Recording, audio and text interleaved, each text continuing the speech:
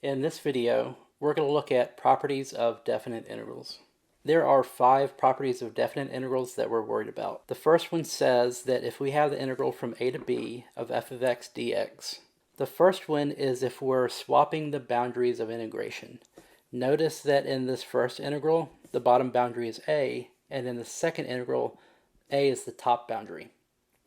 In the first integral, b is the top boundary, but in the second integral, it goes to the bottom. This is called swapping the order of integration.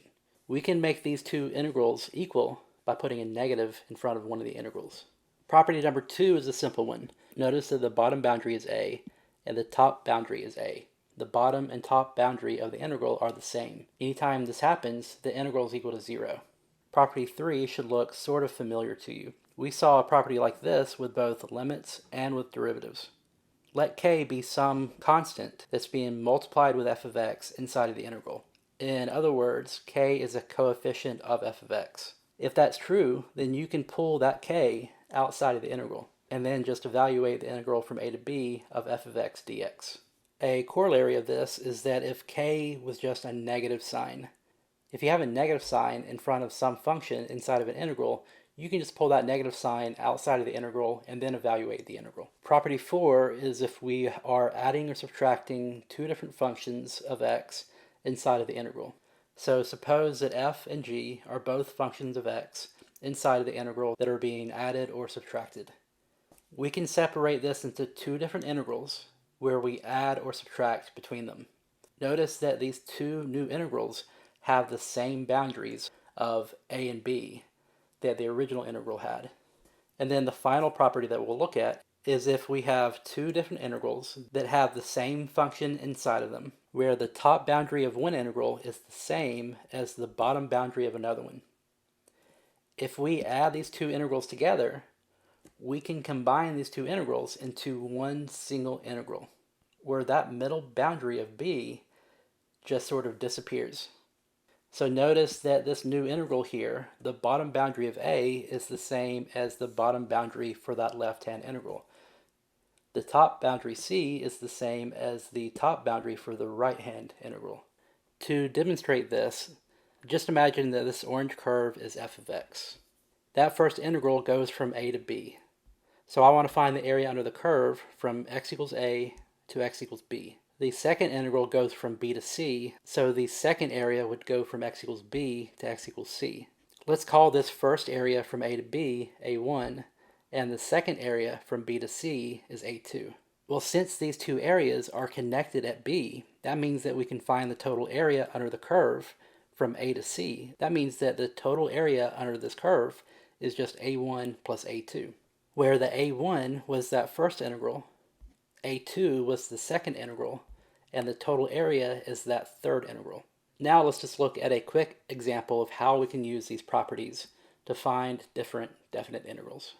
Let's suppose that f of x is some function that we do not know the equation of, but we do know that the integral from -1 to 1 of f of x dx is equal to 5, that the integral from 1 to 4 of f of x dx is equal to -2, and that we also have another function, h of x, such that the integral from -1 to 1 of h of x dx is equal to 7. Suppose that we want to find the integral from 4 to 1 of f of x dx.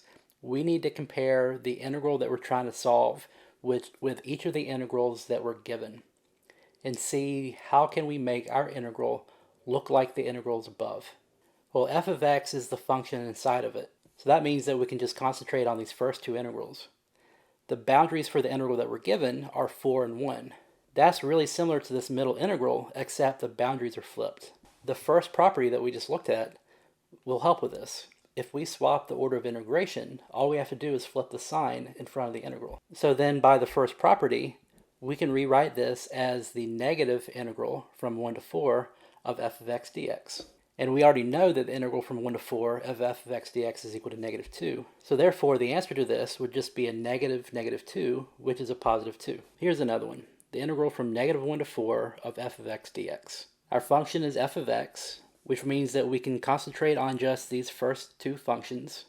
And the boundaries for the integral that we're trying to solve goes from -1 to 4. Well, this first integral goes from -1 to 1 for f of x, and the second integral goes from 1 to 4 we can use property number 5 in order to bring this together. So to use rule number 5, we're just going to add together the integral from -1 to 1 of f of x dx with the integral from 1 to 4 of f of x dx.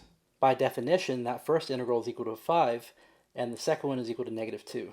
That means that our answer is going to be 3. Okay, let's look at one more. Let's say if we have the integral from -1 to 1 of 2f of x plus 3h of x dx. Notice that we have two different functions that are being added inside of the integral. That means we can use property number 4 in order to split this integral into two separate integrals. So using property number 4, we'll write the first integral as the integral from -1 to 1 of 2f of x dx plus the integral from -1 to 1 of 3h of x dx. Notice that the boundaries of our two new integrals are the same as the boundaries of the original integral. Well, we know that the integral from -1 to 1 of f of x dx is equal to 5, and the integral from -1 to 1 of h of x dx is equal to 7. But each of the two integrals that we have right now have coefficients inside of them. Let's use rule number 3 to pull those coefficients outside of the integrals. So by rule number 3, we can pull the 2 outside of the first integral and the 3 outside of the second integral. So then that first term would just be 2 times the value of that first integral, 5, plus 3 times the value of the second integral, 7. And then that would give us an answer of 31.